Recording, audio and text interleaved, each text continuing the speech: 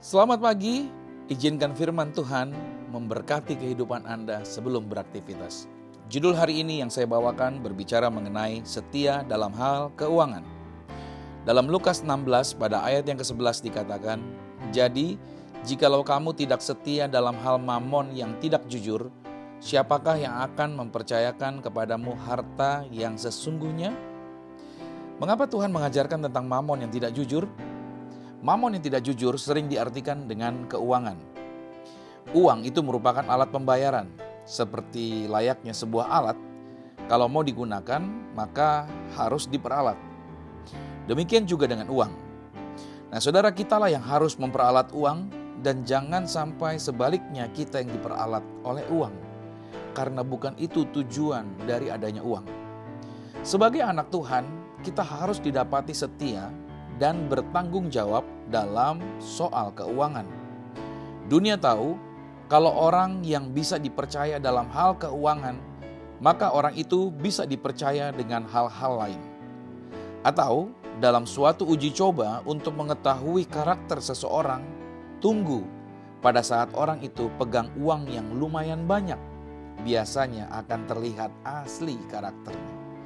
Dalam 1 Timotius 6 pada ayat yang ke-10 dikatakan, "Karena akar segala kejahatan ialah cinta uang.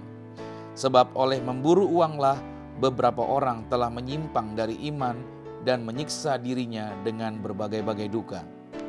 Uang sesungguhnya bukanlah kejahatan. Cinta akan uang itulah akar segala kejahatan. Uang adalah hal yang sangat sensitif di kalangan gereja. Bahkan ada banyak hamba Tuhan yang tidak berani bicara soal uang karena takut disangka mata duitan.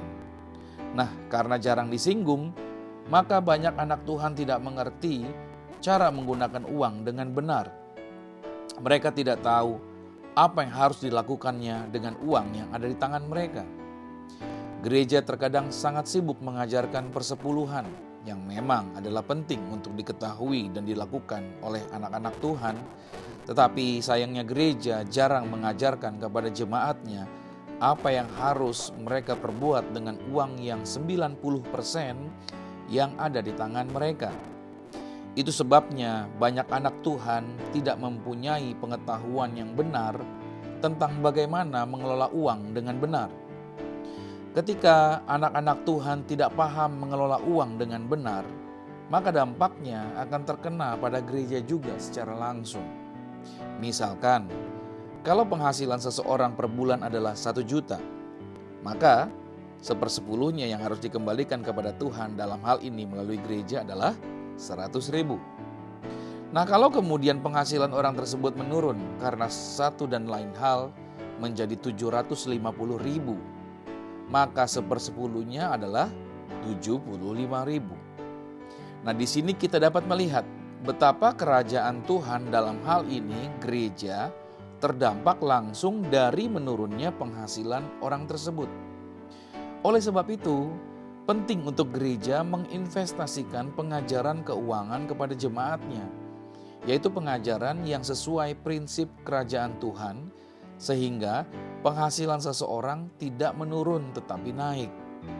Berapa banyak anak Tuhan yang tidak mempunyai pengetahuan bagaimana mengelola keuangan mereka dengan bijaksana, yaitu yang 90% ada di tangan mereka.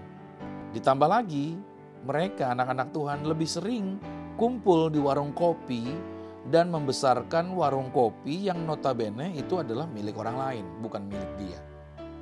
Nah, ketika orang Kristen tidak tahu aturan kerajaan Tuhan dan berkeinginan untuk menjadi kaya secara cepat, mengakibatkan mereka terjerat di dalam berbagai macam hutang, pinjol salah satunya.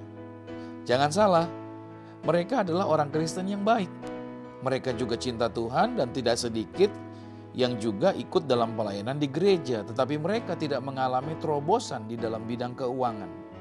Saya dapati justru hal-hal yang tidak berani disentuh di gereja seperti uang dan seks, itulah yang dipakai oleh iblis untuk menjatuhkan anak-anak Tuhan. Berapa banyak yang jatuh karena kedua hal yang jarang disentuh ini? Akibat tidak berani menyentuhnya, maka orang menjadi kurang pengetahuan. Karena tidak berpengetahuan, banyak anak Tuhan yang binasa. Nah saudara, di sini kita belajar bahwa Tuhan memakai kesetiaan atau tanggung jawab kita terhadap uang sebagai persyaratan agar Tuhan dapat mempercayakan harta yang sesungguhnya. Harta yang sesungguhnya bukan hanya soal harta duniawi, tetapi juga berbicara soal harta rohani seperti pewahyuan, hikmat. Dengan demikian Anda dapat dipercayakan Tuhan hal-hal yang lebih besar lagi. Nah saudara, selamat beraktivitas dan jadilah orang yang setia dalam mengelola keuangan secara baik dan bijaksana. Tuhan Yesus Kristus memberkati. Amin.